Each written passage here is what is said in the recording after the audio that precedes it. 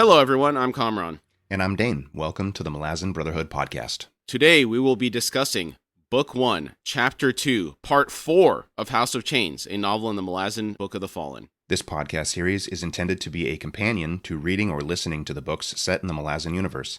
This is not a book review, and it is definitely not a replacement to reading the books. Kamraun thinks it's the best fantasy story ever written. True. And wants to share his love of the story with you. And in this instance, he has not led me astray. We'll be covering the events of the books in a linear fashion. There will be spoilers for those that have not read the books. We'll try not to spoil anything prior to us covering that portion of the respective book. Today's episode contains threats of extreme violence and thus is not suitable for children or adults sensitive to this content. Our show is listener-supported. If you'd like to support us, we'd really appreciate it. You can do so by visiting our Patreon link on our website at HorseFrogProductions.com.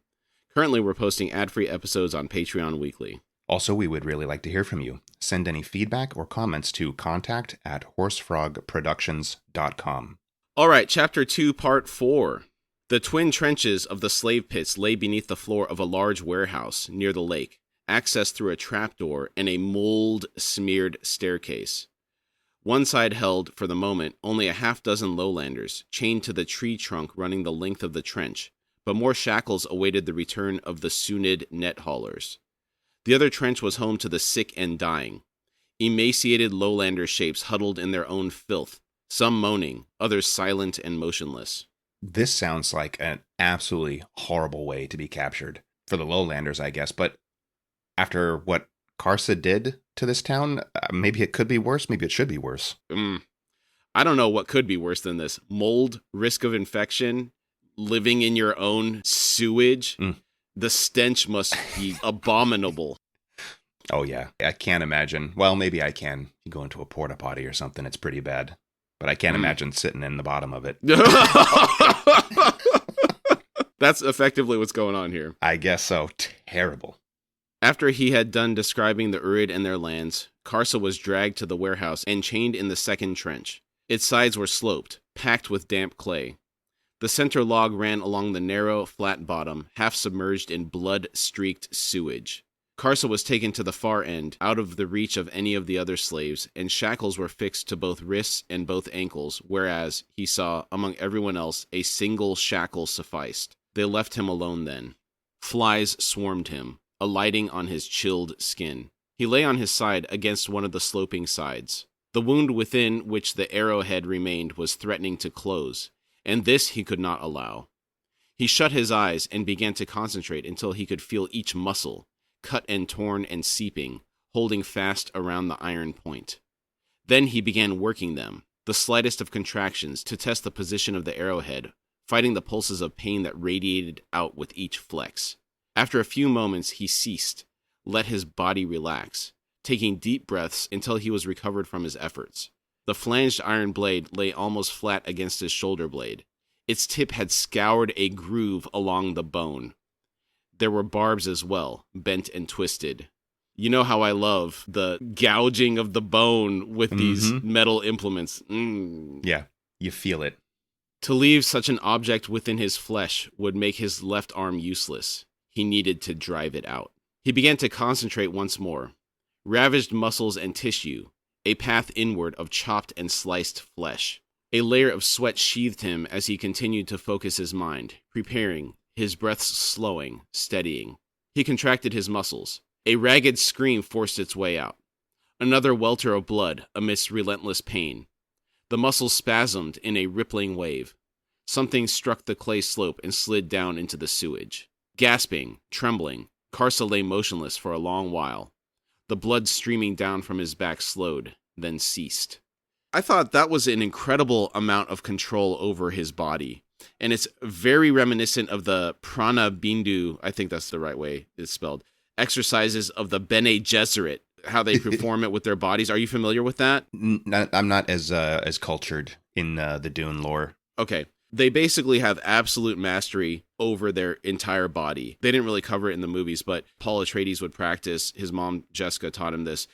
Individual muscle control over any muscle in your body. So like move your one pinky muscle, move this one, move that one. They're super in tune with every part of their body. I wonder who taught Karsa this skill, because I don't see Pulk in a Zen state teaching him how to focus on the muscles around his shoulder blade individually and being able to address them with his brain. You know what I mean? It seems like such a really practiced and intentionally pursued skill. I agree. The only experience I have with this is going to physical therapy. And then when they ask you to do something similar, like pull your shoulder blades in, but just your shoulder blades. Don't shrug your shoulders and all this kind of stuff. And if you're not familiar with how to do it, you're not using the right muscles. Weightlifting, when you first start out, a lot of people don't know how to isolate specific muscles in their body. Part of your first year of weightlifting is learning how to build these neural pathways from your brain to the muscle and learning how to address them correctly. That's right. And then beyond that, your strength increases as you get more and more neurological control over more muscle tissue. Yeah. So he has this mastered, obviously, if he's able to contract individual muscles to push something out of his body. Yeah. It's a sequential, the lower ones, then the other one. I mean, he like drove it out. That's really impressive. Very. Karsa thought, "Lead me, war leader." Byroth Guild had made those words a curse, in a manner and from a place of thought that Karsa did not understand. And then, Byroth Guild had died, senselessly. Nothing the lowlanders could do threatened the Urid, for the Urid were not as the Sunid. Byroth had surrendered his chance for vengeance, a gesture so baffling to Karsa that he was left stunned. I mean, Karsa's stunned here? I'm stunned. I'm wondering what he thinks would have been different if Byroth had decided to talk. Maybe he gets his head cut instead. Why would they need or want both of them if one of them has already started flapping their gums? Very good point. And maybe Karsa's level of tactical prowess only went as far as the Sunid Valley. Yeah, it certainly seems like it so far. Yes. Like you said the other day, the plan was only as good as until it wasn't the plan anymore. Yeah. And then there was no adaptation to the new reality. Right. Though I will give him a little credit. He was able to impose his reality for a little while, knocking the wall down with his shoulder. He wreaked havoc. And if that was what he wanted to do, he did. I think he just overstayed. Yeah. Well, a bit of bad timing as well. An army happened to be there. That kind of... But even then, the people that ultimately subdued them were the SWAT team. Yeah. I guess that's true. But the soldiers being there, I'm sure, kind of softened them up a little bit. You just have an exponential amount of people, an escalation of individuals that are there that shouldn't have been there. Yeah. Taking out their horses really hurt them. If they had not been unhorsed, it would have been very difficult. They could have gotten away. Unhorsed. Is that the technical term? A brutal, knowing glare in Byroth's eyes, fixed solely on Karsa, even as the sword flashed towards his neck. He would tell the lowlanders nothing, yet it was a defiance without meaning. But no, there was meaning. Karsa thought, for Byroth chose to abandon me. A sudden shiver took him as he thought, Urgal, have my brothers betrayed me? Delum Thord's flight, Byroth Guild's death. Am I to know abandonment again and again? What of the Urid awaiting my return? Will they not follow when I proclaim war against the lowlanders? Perhaps not at first. No, he realized, there would be arguments and opinions, and, seated around the camp hearths, the elders would poke smoldering sticks into the fire and shake their heads, until word came that the lowlander armies were coming. He thought, and then they will have no choice. Would we flee into the laps of the Phalid? No, there will be no choice but to fight, and I, Karsa Orlong, will be looked upon then to lead the Urid. The thought calmed him. He slowly rolled over, blinking in the gloom, flies scattering all around his face. It took a few moments of groping into the sludge to find the arrowhead and its stubby, splintered fragment of shaft. He then crouched down beside the center log to examine the fittings holding the chains. There were 2 sets of chains, one for his arms and one for his legs, each fixed to a long iron rod that had been driven through the trunk, the opposite end flattened out. The links were large and solid, forged with Tevlor strength in mind, but the wood on the underside had begun to rot. Using the arrowhead, he began gouging and digging into the sewage-softened wood around the flange. Byroth had betrayed him, betrayed the Urid. There had been nothing of courage in his last act of defiance. Indeed, the very opposite. They had discovered enemies to the Tevlor, hunters who collected Tevlor trophies. These were truths that the warriors of all tribes needed to hear, and delivering those truths was now Karsa's sole task. I don't know about you, but I feel like Karsa has this all backwards. I feel like Karsa might be the one who betrayed the Urid by talking about where they live and how many there are. And Byroth might have showed more courage by saying nothing and defying their demands and even sacrificing his own life, maybe. What do you think about that? I think Karsa has an interesting take on this, thinking that they abandoned him. Okay. To me, it looks like they chose to follow him to their deaths. Right. That's what I think, too. Yeah, I don't see them abandoning him at all. Like you said, they followed right to the end. I mean, even Delim following, even though he had taken that 5-finger death punch, still, with the mind of a dog, but still following. So Delim tried to defend Karsa out of loyalty, right? That's his war leader.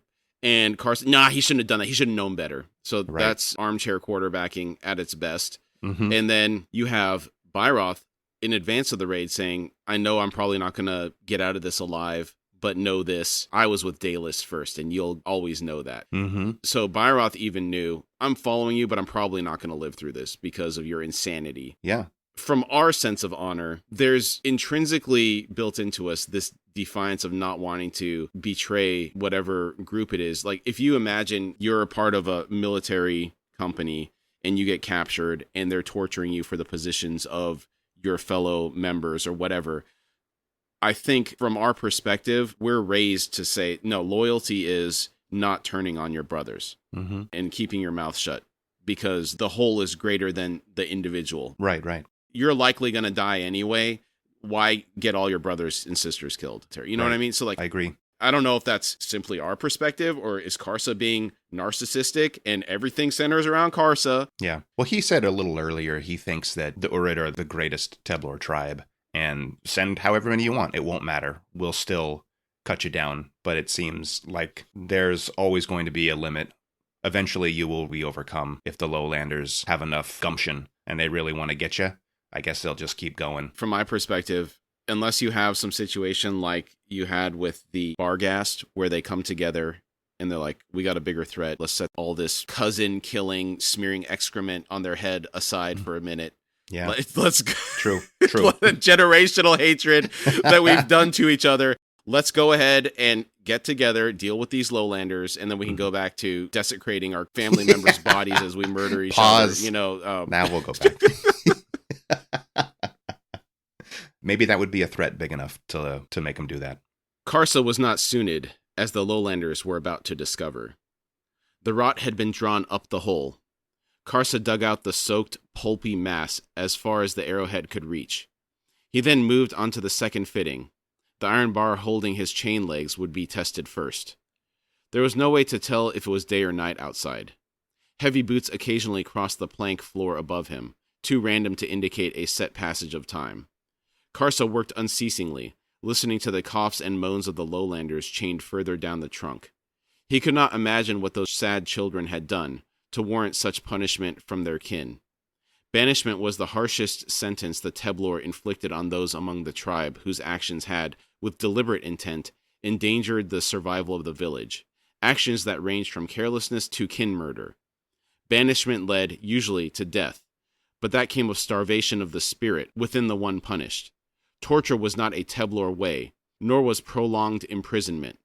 Pause there. What were Delim and Byroth doing? The first engagement, there was a guy on the ground, he's screaming, and they're selectively chopping off pieces of this dude instead of just putting him out of his misery. Mm-hmm. A little bit of torture. Where is the line between torture? Like, is it you have to be in pain for 30 seconds, 5 minutes? Where does it become torture? Yeah. You see what I'm saying? It was not a Teblor way to torture people, yet we're here torturing someone by chopping off pieces of them at a time instead of just putting them out of their misery. That's true. Out of frustration. Well, then he also just says right there that banishment was the harshest sentence to inflict those among the tribe whose actions had with deliberate intent to endanger the survival of the village by telling the lowlanders exactly where the village is and how many are there. Is that not with deliberate intent to endanger the village? No.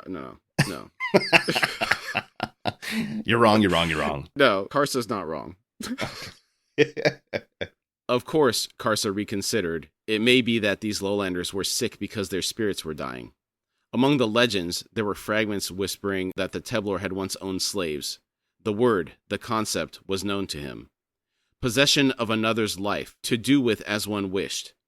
A slave's spirit could do naught but starve. Karsa had no intention of starving. Uragal's shadow protected his spirit. He tucked the arrowhead into his belt, setting his back against the slope.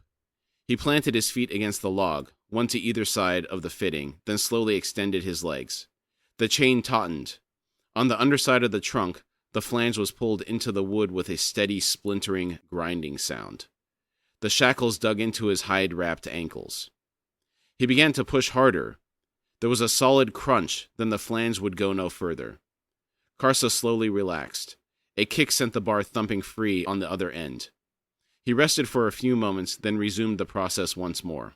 After a dozen tries, he had managed to pull the bar up the span of 3 fingers from where it had been at the beginning. The flange's edges were bent now, battered by their assault on the wood. His leggings had been cut through, and blood gleamed on the shackles. All of this taking place in sewage-laden water has me cringing. Yeah, that's disgusting. Open wounds. Yeah. In fecal matter. Gross. Real gross. Ugh. He leaned his head back on the damp clay of the slope, his legs trembling. More boots thumped overhead. Then the trapdoor was lifted. The glow of lantern light descended the steps, and within it Karsa saw the nameless guard. The guard called out, "Urid, do you still breathe?" Karsa said, "Come closer and I will show you the extent of my recovery." The lowlander laughed and said, "Master Silgar saw true, it seems. It will take some effort to break your spirit, I suspect." The guard remained standing halfway down the steps. He said, "Your Sunid kin will be returning in a day or 2. Karsa said, "I have no kin who accept the life of slavery." The guard said, "That's odd, since you clearly have, else you would have contrived to kill yourself by now." Karsa said, "You think I am a slave because I am in chains? Come closer then, child." The guard said, "Child?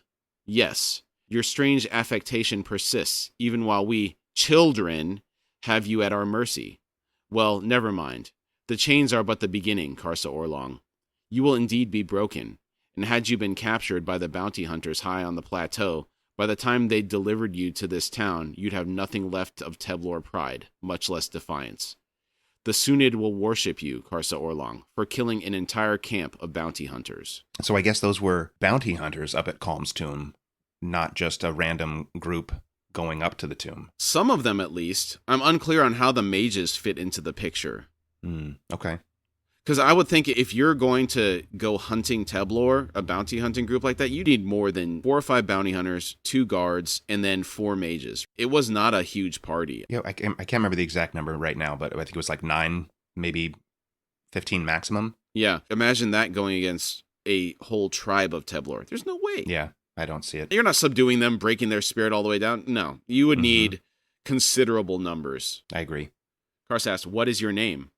The guard asked, "Why?" Karsa smiled in the gloom and said, "For all your words, you still fear me." The guard said, "Hardly."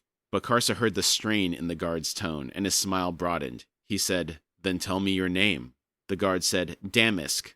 My name is Damisk. I was once a tracker in the Grey Dog army during the Malazan conquest." What do we know about the Grey Dog army? Was this the stuff that was happening in Mott Wood? Grey Dog is actually east of Mott Wood, a little bit northeast. I suspect it was an army of locals that was defending against the Malazan incursion into Genebakis.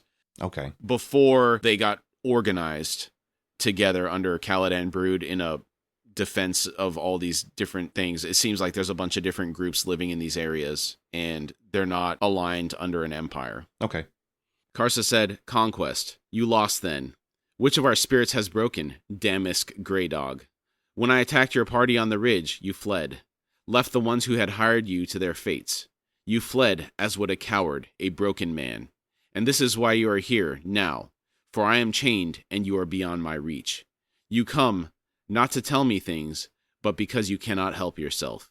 You seek the pleasure of gloating, yet you devour yourself inside, and so feel no true satisfaction. Yet we both know you will come again and again." To back up just a little bit then, is this the guy who got away up on the ridge? Baba Yaga. Yes. So if he is, then he saw Karsa shrug off the magics those 4 mages hit him with. So I don't think his assessment is correct that the bounty hunters would have broken him if he just walked through what they hit him with. I'm not sure on how they get the Teblor down the pass. So all those winding steps that you have to go down, it doesn't seem like there's a lot of room to surround them and cudgel them. I don't know what methods they're using to break them on the walk either. We never really get to see how they accomplish this bounty hunting and subduing these slaves and bringing them back from the highlands up there. Okay. With a ragged voice, Damis said, I shall advise my master to give you to the surviving bounty hunters, to do with as they will, and I will watch. Karsa interrupted, Of course you will, Damask Grey Dog. He's doing a great job of baiting this guy. Yeah, he is. The man backed up the stairs, the lantern's light swinging wildly. Karsa laughed. A moment later, the trapdoor slammed down once more, and there was darkness. The Teblor warrior fell silent, then planted his feet on the log yet again. A weak voice from the far end of the trench stopped him. Someone said, Giant. The tongue was Sunid, the voice a child's. Karsa growled, I have no words for you, Lowlander. The voice said, I do not ask for words. I can feel you working on this hood-damned tree. Will you succeed at whatever it is you're doing? Karsa said, I am doing nothing. The voice said, All right then. Must be my imagination. We're dying here, the rest of us, in a most terrible, undignified manner. Karsa said, You must have done great wrong. The answering laugh was a rasping cough. The voice said, Oh, indeed, Giant, indeed. We're the ones who would not accept Malazan rule, so we held on to our weapons and hid in the hills and forests, raiding, ambushing, making nuisances of ourselves. It was great fun until the bastards caught us.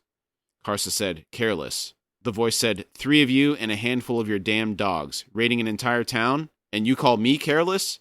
Well, I suppose we both were, since we're here. Karsa grimaced at the truth of that. He asked, What is it you want, Lowlander? The voice said, Your strength, Giant. There are 4 of us over here who are still alive, though I alone am still conscious, and very nearly sane. Sane enough, that is, to comprehend the fullest ignobility of my fate. Karsa said, You talk too much. The voice said, For not much longer, I assure you. Can you lift this log, Giant, or spin it over a few times? Karsa was silent for a long moment. He asked, What would that achieve? The voice said, It would shorten the chains. Karsa said, I have no wish to shorten the chains. The voice added, Temporarily. Karsa asked, Why? The voice said, Spin the damn thing, Giant, so our chains wrap around it again and again. So, with one last turn, you drag us poor fools at this end under, so we drown. Karsa asked, You would have me kill you? The voice said, I applaud your swift comprehension, Giant. More souls to crowd your shadow, Teblor. That's how your kind see it, yes? Kill me, and I will walk with honor in your shadow. So this is an interesting statement to me. The 7 talk about souls, and that he already possessed a score of souls in his Slayer's train. They said that back at the beginning of the book in Chapter 1. Calm alluded that they will not leave you, these enemies of mine, in Chapter 2, making me think that she was actually seeing something. And now this guy's talking about souls crowding Karsa's shadow. Could this just be coincidence? Could he actually know something more? It sounds like he does know more. He seems to know a good amount about the Teblor in general. But we don't really know what's going on with these souls in the Slayer's train. And I think what Colm was talking about is a little bit different. Okay. I think she was referring to Uragal and the 7 as a separate entity having interests in what Karsa is doing. Okay. So she was referring to that specifically. I don't think those souls are in his Slayer's train. Maybe I'm just adding a couple of things together that are sounding similar. I mean, they're adjacent to each other. All right. The Slayer's train, the fact that the 7 were even talking about it makes it seem like it's other than themselves. It's separated. All right. Either way, he does seem to have a good amount of information about the Teblor anyway. Yeah. Okay. Karsa said, I'm not interested in mercy, Lowlander. The voice asked, How about trophies? Karsa said, I cannot reach you to take trophies. The voice asked, How well can you see in this gloom? I've heard that Teblor... Karsa cut in, I can see, well enough to know that your right hand is closed in a fist. What lies within it? The voice said, A tooth, just fallen out. The 3rd one since I've been chained down here. Karsa said, Throw it to me. The voice said, I will try. I am afraid I'm somewhat worse for wear. Are you ready? Karsa said, Throw. The man's arm wavered as he lifted it. The tooth flew high and wide, but Karsa's arm shot out, chain snapping behind it. and he snatched the tooth from the air. He brought it down for a closer look, then grunted and said, "It's rotted." The man said, "Probably why it fell out." "Well, consider this too. You will succeed in getting water right through the shaft, which could soften things up even more. Not that you've been up to anything down there." Karsa slowly nodded. He said, "I like you, Lowlander." The man said, "Good. Now drown me." Karsa said, "I will." He slipped down to stand knee-deep in the foul muck, the fresh wounds around his ankles stinging at the contact. The man said, "I saw them bring you down, giant. None of the Sunid are as big as you." Karsa said, "The Sunid are the smallest among the Teblor." The man said, "Must be some Lowlander blood from way back, I'd imagine." Karsa said, "They have fallen far, indeed." He lowered both arms, chains dragging, until his hands rested beneath the log. The man said, "My thanks to you, Teblor." Karsa lifted, twisted the log, then set it down once more, gasping. He said, "This will not be quick, Lowlander, and for that I am sorry." The man said, "I understand. Take your time. Biltar slid under in any case, and Ulrut looks about to the next time. You're doing well." He lifted the log once more, rolled it, another half twist. Splashes and gurgling sounds came from the other end. Then a gasp. The man said, "Almost there, Teblor. I'm the last. One more, I'll roll myself under it, so it pins me down." Karsa said, "Then you are crushed, not drowned." The man said, "In this muck? No worries there, Teblor. I'll feel the weight, true, but it won't cause me much pain." Karsa said, "You lie." The man said, "So what? It's not the means, it's the end that matters." Karsa said, "All things matter," preparing once more. He said, "I shall twist it all the way around this time, Lowlander. It will be easier now that my own chains are shorter. Are you ready?" The man sputtered, "A moment, please." Karsa lifted the log, grunting with the immense weight pulling down on his arms. The man said, "I've had a change of heart." Karsa cut in, "I haven't," and spun the log, then dropped it. That is cold. Yeah. Yeah. Not a second thought. I changed my mind. I didn't. Just savage. Absolutely savage. Wild thrashing from the other end, chains sawing the air, then frantic coughing. Surprised, Karsa looked up. A brown-smeared figure flailed about, sputtering, kicking. Karsa slowly sat back, waiting for the man to recover. For a while, there was naught but heavy gasping from the other end of the log. He said, "You managed to roll back over, then under and out. I'm impressed, Lowlander. It seems you are not a coward after all. I did not believe there were such as you among the children." The man rasped, "Sheer courage, that's me." Karsa asked, "Whose tooth was it?" The man said, "Ulrut's. Now, no more spinning, if you please." I'm wondering what this is all about. Did he only want to kill the others chained to the log? And if so, why? I was wondering the same. Maybe mercy for the others. They're passed out, suffering, maybe on the verge of death, so that could be one thing. And then maybe he legitimately wanted to check out, and then he had a change of heart at the last moment. That does happen, where people realize. Part of it, I wondered, like, as it said that he managed to roll over and then under and out. Did he think that he could slip the chains or something? That was another thought as well, but I don't know. Because it don't really say that he slipped his chains. It's just that he was able to get back on top of the log. Okay. I don't think he would intentionally want to get covered in the sewage either. Yeah, I don't know. He's not a Teblor. He probably has pink eye now. In both eyes. Double barrel pink eye. Yeah. Among other problems, I'm sure. Yeah, certainly. Karsa said, "I am sorry, Lowlander, but I must now spin it the opposite way, until the log is as it was before I started." The man said, "I curse your grim logic, Teblor." Karsa asked, "What is your name?"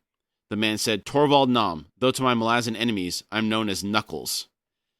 Another person from the house of Nom. I wonder how closely he's related to Ralik Nom. Mm-hmm. Karsa asked, "And how came you to learn the Sunid tongue?" Torvald said, "It's the old trader language, actually. Before there were bounty hunters, there were Nathi traders, a mutually profitable trade between them and the Sunid. The truth is, your language is close kin to Nathi." Karsa said, "The soldiers spoke gibberish." Torvald said, "Naturally, they're soldiers." He paused and added, "All right, that sort of humor's lost on you. So be it. Likely, those soldiers were Malazan." That was actually a pretty good joke from him, given what we know of the Malazan soldiers and their ability to just spew nonsense, if required, confusing people. Mm-hmm. Yeah. Karsa said, "I have decided that the Malazans are my enemy." Torvald said, "Something we share then, Teblor." Karsa said, "We share not but this tree trunk, Lowlander." Torvald said, "If you prefer. Though I feel obliged to correct you on one thing. Hate-worthy as the Malazans are, the Nathi these days are no better. You've no allies among the lowlanders, Teblor. Be sure of that. Karsa asked, Are you Nathi? Torvald said, No, I'm Daru, from a city far to the south. The House of Nam is vast, and certain families among it are almost wealthy. We've a Nam in the council, in fact, in Darujistan. Never met him. Alas, my own family's holdings are more, modest. Hence, my extended travels and nefarious professions. Karsa said, You talk too much, Torvald Nam. I am ready to turn this log once more. Torvald said, Damn, I was hoping you'd forgotten about that. He has a good sense of humor, and it's nice to have a little bit of levity back in the book. It's been way too serious so far. Oh, yeah. Humor seems to be an emotion that the Teblor don't seem to possess, so it's very nice to see a little bit of joking here. Even if it's kind of grim humor, it's still a little something. Yeah. The iron bar's end was more than halfway through the trunk, the flange a blunt, shapeless piece of metal. Karsa could not keep the aching and trembling from his legs, even as the rest period between efforts grew ever longer. The larger wounds in his chest and back, created by the splinter of wood, had reopened, leaking steadily to mix with the sweat soaking his clothes. The skin and flesh of his ankles were shredded. Torvald had succumbed to his own exhaustion, shortly after the log had been returned to its original position, groaning in his sleep whilst Karsa labored on. For the moment, as Karsa rested against the clay slope, the only sounds were his own ragged gasps, underscored by softer, shallow breaths from the far end of the trunk. Then the sound of boots crossed overhead, first in one direction, then back again, and gone. Karsa pushed himself upright once more, his head spinning. Torvald said, Rest longer, Teblor. Karsa said, There is no time for that, Torvald Nam.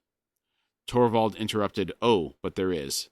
That slave master who now owns you will be waiting here for a while, so that he and his train can travel in the company of the Malazan soldiers, for as far as Mali Bridge at least.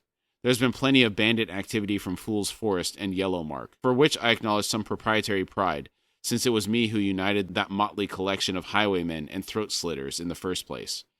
They'd have already come to rescue me too, if not for the Malazans. Torvald seems quite clever. It sounds like he's picking up a lot of information, even though he's down in this muck pit, captured and in chains. How do you think he's getting these details? Is it just being astute and, the guards are careless maybe with what they're saying around the prisoners, or do you think he's got a man on the inside? I agree that he's very sharp and has a great sense of humor. Earlier, Torvald said he was among those that did not accept Malazan rule, and I presume he learned quite a bit about what was going on with their activities in the area in advance of his capture. That's kind of based on his Robin Hood-esque lifestyle, being a thief when they're imposing some type of order on this area. So given that, they kind of have to know where they're patrolling, how they're bringing their supplies in, how the trade is happening in the area. So none of this seems out of the realm of what he would have known before he got captured to me. That's a good point. Okay. Karsa said, I will kill that slave master. Torvald said, Careful with that one, giant. Silgar's not a pleasant man, and he's used to dealing with warriors like you. Karsa said, I am Urid, not Sunid. Torvald said, So you keep saying, and I've no doubt you're meaner. You're certainly bigger. All I was saying is, be wary of Silgar. Karsa positioned himself over the log. Torvald continued, You have time to spare, Teblor. There's no point in freeing yourself if you're then unable to walk. This isn't the first time I've been in chains, and I speak from experience. Bide your time. An opportunity will arise, if you don't wither and die first. Karsa said, Or drown. Torvald said, Point taken, and yes, I understood your meaning when you spoke of courage. I admit to a moment of despair. That makes it sound like Torvald had a change of heart for checking out. Okay, that makes sense, yeah. Karsa said, Do you know how long you have been chained here? Torvald said, Well, there was snow on the ground and the lake's ice had just broken. Karsa slowly glanced over at the barely visible, scrawny figure at the far end and said, Torvald Nam, even a lowlander should not be made to suffer such a fate. This is an interesting complexity to Karsa's worldview. No issues killing, pillaging, forcing himself on others, but to keep slave is a bridge too far. Yeah, that's true. I wonder why that's the tipping point for him. To further add to that point, when he was rage-baiting Bairoth, he said that this would be Daelis's fate as well, where he'd exile her and then bring her back as a slave. He just said nobody should have to live like a slave. So this further makes me think that in that conversation with Bairoth, he was trying to really bait him into attacking, or at least cow him down with his smack talk. just to maybe say it but not actually do it. Like you said, just to bait him into doing something, get the reaction. I guess so. What do you think? I get the feeling, now that you're saying it, that maybe it was just a tactic, because they were obviously trying to get at each other right there. So maybe it was just a statement to rile him up, to make Bairoth make the first move, throw the first punch, if you will, because he has said it several times that nobody should be kept as a slave. So to say it about Dalus, somebody that he was coveting before, it doesn't seem to really align too much. So maybe just a tactic to get under his skin. Torvald's laugh was a rattle. He said, "And you call us children. You Teblor cut people down as if you were executioners, but among my kind, execution is an act of mercy. For your average condemned bastard, prolonged torture is far more likely. The Nathi have made the infliction of suffering an art. Must be the cold winters or something. In any case, if not for Silgar claiming you, and the Malazan soldiers in town, the locals would be peeling the skin from your flesh right now, a sliver at a time. Then they'd lock you inside a box to let you heal. They know that your kind are immune to infections, which means they can make you suffer for a long, long time. There's a lot of frustrated townfolk out there right now, I'd imagine." You had mentioned this before about Teblor being immune to infections and the like, but it seems the cat's out of the bag, and the Lowlanders have all the same knowledge about them and seem to be using it against them, and with great effect. Yeah. I think the specific thing you're citing is when they didn't cook the rabbit. Yeah. And they said that Teblor don't get sick anymore from not cooking the food or whatever. That's right. It would be terrible to have super healing powers and be tortured repeatedly. It's like being Wolverine and just constantly in a state of pain. After someone tortured you, heal back, and then they do it again. And it's a little bit of a derivation of what Minala's husband was doing to her in Deadhouse Gates, where he was having her forcibly healed, and then he'd go to work on her after the fact, if you remember. Yeah. This is just like not having to have that second party actively healing somebody. Your victim is healing themselves, but you're inflicting the same psychological damage to the person. Pretty bad stuff. Karsa began pulling on the bar once more. He was interrupted by voices overhead, then heavy thumping. As of a dozen or more barefooted arrivals, the sound joined now by chains slithering across the warehouse floor. Karsa settled back against the opposite trench slope. The trapdoor opened, a child in the lead, lantern in hand, and then Sunid, naked but for rough-woven short skirts, making a slow descent, their left ankles shackled with a chain linking them all together. The Lowlander with the lantern walked down the walkway between the two trenches. The Sunid, 11 in all, 6 men and 5 women, followed. Their heads were lowered. None would meet Karsa's steady, cold regard. At a gesture from the child, who had halted 4 long paces from Karsa's position, the Sunid turned and slid down the slope of their trench. 3 more Lowlanders had appeared, and followed them down to apply the fixed shackles to the Teblor's other ankles. There was no resistance from the Sunid. Moments later, the Lowlanders were back on the walkway, then heading up the steps. The trapdoor squealed on its hinges, closing with a reverberating thump that sent dust drifting down through the gloom. A voice whispered, "It is true, then, an Urid." Karsa sneered and said, "Was that the voice of a Teblor? No, it could not have been. Teblor do not become slaves. Teblor would rather die than kneel before a Lowlander." The Sunid said, "An Urid, in chains, like the rest of us." Karsa said, "Like the Sunid, who let these foul children come close and fix shackles to their legs? No, I am a prisoner, but no bindings shall hold me for long. The Sunid must be reminded what it is to be a Teblor."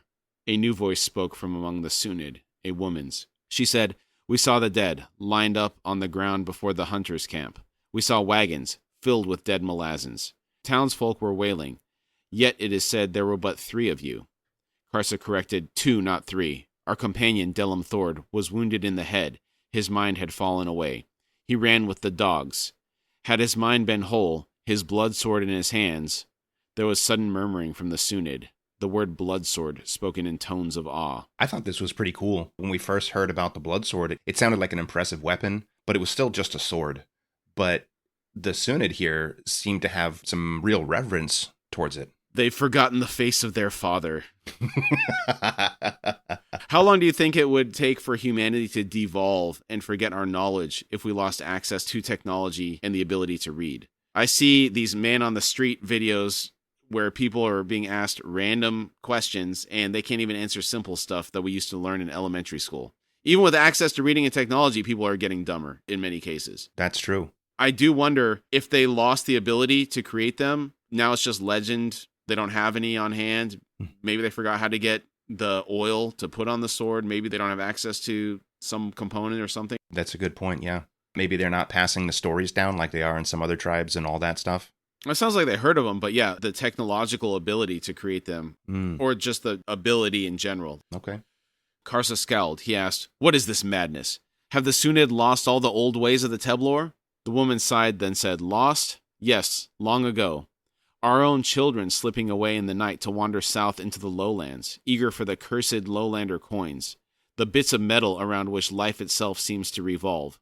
Sorely used were our children. Some even returned to our valleys, as scouts for the hunters. The secret groves of bloodwood were burned down, our horses slain. To be betrayed by our own children, Urid, this is what broke the Sunid."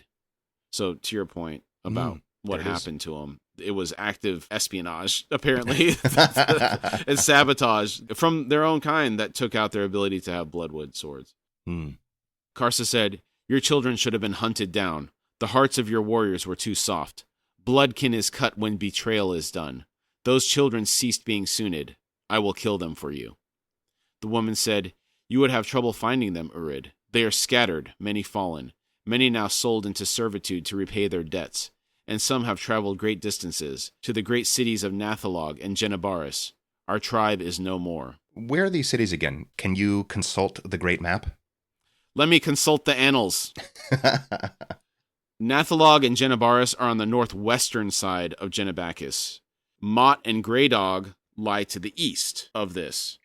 So all of this is southwest of the Lateron Plateau. Okay. Basically, everything that we were talking about is in the upper left quadrant of Genebakis. Okay. Also, I think it was in last week's episode, I was wondering how the Sunid would let themselves be captured and turned into slaves. You brought up the specialized weapons, and that seems to be another piece of the equation. Their own people betrayed them. Yeah, go into town, get in debt, get forced to repay it by turning in your own people. I could see that. No good, no good. Who better to tell you how to hunt Teblor than Teblor themselves? Yeah, they've got the inside track on that one. The first Sunid who had spoken added, "Beside, Urid, you are in chains, now the property of Master Silgar, from whom no slave has ever escaped. You will be killing no one, ever again. And like us, you will be made to kneel. Your words are empty." Karsa straddled the log once more. He grasped hold of the chains this time, wrapping them about his wrists as many times as he could. Then he threw himself back, muscles bunching, legs pushing down on the log. Back straightening, grinding, splintering, a sudden loud crack. Karsa was thrown backward onto the clay slope, chains snapping around him. Blinking the sweat from his eyes, he stared down at the log. The trunk had split down its entire length. What an animal. I'm wondering if this little interaction with the Sunid maybe boiled his blood enough to give him like a little extra oomph. Oh, yeah. That gave him the fire. He's like, all right, this guy's over here talking smack. Yeah, all right. I'll show you, puny little Sunid. There was a low hiss from the other end, the rustle of freed chains. Torvald whispered, "Hood, take me, Karsa Orlong. You don't take insults well, do you?" Though no longer attached to the log, Karsa's wrists and ankles were still chained to the iron bars. The warrior unraveled the chains from his battered, bleeding forearms, then collected one of the bars. Laying the ankle chain against the log, he drove the bar's unflanged end into a single link, then began twisting it with both hands. A Sunid asked, "What has happened? What was that sound?" The first speaker drawled, "The Urid's spine has snapped." Torvald's laugh was a cold chuckle. He said, "The Lord's pushed for you, Ganal, I'm afraid." Ganal asked, "What do you mean, Nom?" The link popped, sending a piece whipping across the trench to thud against the earthen wall. Karsa dragged the chain from his ankle shackles. Then he set to splitting the one holding the wrists. Another popping sound. He freed his arms. Ganal asked, "What's happening?" A third crack as he snapped the chain from the iron bar he had been using, which was the undamaged one, its flange intact, sharp-edged and jagged. Karsa clambered from the trench, then growled, "Where is Ganal?" If you heard that from Ganal's position, can you imagine the feeling in your stomach right now? It's easy to talk a big game until the barrier to any consequence is removed. And it makes me think of the comment section on the internet. Everybody's all tough, talking smack, you know? Yep. I saw a video of a big guy. He seemed to at least have a foot, maybe more, on a smaller guy. They were getting into an altercation at a store, and the guy was tucking tough, puffing his chest up, saying how he was going to mess this guy up. And the little guy was like, oh yeah, I want this. And like got into his face, and you saw like the color drain from the bigger guy's face. Like he was all bravado. But when actually faced with somebody who's like, let's do this, he was like, no, I don't actually want this. I could see the pit in your stomach forming. Like, oh no, this is going badly for me now. I saw a dash cam video. I don't know what caused this to happen, but there was 2 cars pulled over on the side of the freeway in America, obviously. I don't know if this happens in other parts of the world, but road rage is not uncommon here. Somewhere in the South, because pickup truck, these guys look Southern. Guy gets out of the truck in front of the dash cam, has a baseball bat. The guy with the dash cam jumps out of the car, ready to roll. Big dude, looks like he lifts weights and everything, looks like he likes to fight. Walks up to the guy with the baseball bat, gets in his face, grabs the baseball bat, throws it off to the side of the road. Then he's yelling at the guy, and you could tell that the guy that got out with the baseball bat, he was a little bit taller, starts to backpedal like you're talking a little bit.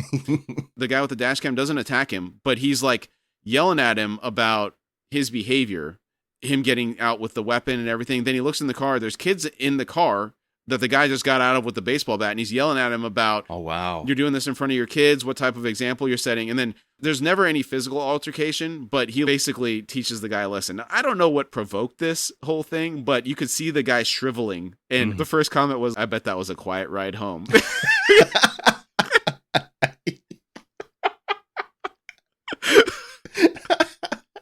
Yeah, he didn't want any of that smoke, huh? I worked with a guy one time. His dad was driving home and somehow upset some lady that was driving in his vicinity. She followed him home, and he pulls into his driveway. She pulls up next to him and has a shotgun in her window and is pointing it at him, threatening him and stuff. Some people are just insane. That's crazy behavior. Long story short, there's no need to provoke people on the road. Just let them go. That's right. Especially if their car is really, there isn't a quarter panel that doesn't have a dent on it. Just let them go. Absolutely let them go. They're used to Mad Max. Just let them go. They probably don't have insurance anyway. Yeah, you probably got a lot more to lose in that situation. It's not worth it. Oh, God. Yeah, but that's shriveling. It's interesting to see how some people think that they're so powerful. It seems to me that a lot of those people have never had the repercussions of what they're threatening. Yeah. Because if you're ever in any combat sports, some people that are very unseemly, smaller than you, until you've been hit with that strength where you're like, oh God, this guy is strong. You don't know where it comes from. You don't know what they look like. There's no archetype. And a lot of times there's that wiry guy that maybe grew up on a farm or something, and you just can't know anything about people, what their mental state is, what their physical state is, what training they've had. And the people that act like this and threaten violence on other people, in many cases, have never had that experience where they get scared by somebody somehow. You should not threaten people because you don't know how bad this could go. Yeah. One more short little story here. Okay. Early in my career at the dealerships, actually, no, it wasn't early. I take that back. It was after New Country. So I was used to kind of goofing around with you guys in the shop. I went to another shop and was kind of going down the same road, but not knowing that was not the culture in this shop. So there was a guy he was a little taller than me, but he was not in great shape, we'll say. So I wasn't trying to do anything serious, but I was like, all right, we're gonna goof around like I'm used to doing. And I kind of like grabbed him and was gonna kind of like try and shift him, not lift him or throw him or anything, but I grabbed him in a way that was like, if you weren't ready for any kind of sport, you might be a little worried. Quick, headlock, boom. He like threw me. I was like, my eyes snapped open like, oh, this guy can handle himself. All right. That was my taste. Like, you need to pump the brakes a little bit. Not everybody's ready for goofing. And, and like you said, on the surface, he did not look like he was that type of person, but he certainly was that type of person. Yeah. And just for context, since people don't know, it was like the Wild West in this shop that we worked at 20 years ago. Oh, yeah. The worst days were when you had HR training, and then it was like all the ways we can not follow the HR training. Exactly. Like it was a rough environment to work in. Yeah. No holds barred some days. We got up to some wildness. Oh, yeah. Absolute madness. Mm-hmm. All but one of the Sunid lying in the opposite trench shrank back at his words. The lone warrior who had not moved said, I am Ganal, not a broken spine after all. Well then, warrior, kill me for my skeptical words. Karsa said, I shall, and strode down the walkway, lifting the iron bar. Torvald hastily added, If you do that, the others will likely raise a cry. Karsa hesitated. Ganal smiled up at him and said, If you spare me, there will be no alarm sounded, Urid. It is night, still a bell or more before dawn. You will make good your escape. Karsa said, And by your silence, you will all be punished. Ganal said, No, we were all sleeping. The woman spoke, Bring the Urid in all your numbers. When you have slain everyone in this town, then you can settle judgment upon us Sunid, as will be your right. Karsa hesitated, then he nodded and said, Ganal, I give you more of your miserable life, but I shall come once more, and I shall remember you. Ganal said, I have no doubt, Urid, not any more. Torvald said, Karsa, I may be a lowlander and all. Karsa cut in, I shall free you, child, turning from the Sunid trench. He said, You have shown courage. He slid down to the man's side, then said, You are too thin to walk, unable to run. Do you still wish for me to release you? What courage is he talking about? As far as I can see, they've just been talking. Have I missed something or glossed over something? These Sunid are broken. They've lost their fire for life. Torvald has not. He also doesn't shrink in fear from Karsa. Do you think those could be good reasons? Yeah, I think you're right then. Most of the lowlanders do seem to be pretty frightened of Karsa, and maybe his lack of fear does show something. And I think your point of the Sunid being broken, accepting their role as a slave. Yeah, maybe you are right. Okay. I'll reframe my thinking on that. Torvald said, Thin, I haven't lost more than half a stone, Karsa Orlong. I can run. Karsa said, You sounded poorly earlier on. Torvald said, Sympathy. Karsa asked, You sought sympathy from an Urid? The man's bony shoulders lifted in a sheepish shrug. He said, It was worth a try. You know who I see as Torvald? It's the actor Tracy Walter. The way these two talk to each other, it kind of reminds me of from Conan the Destroyer.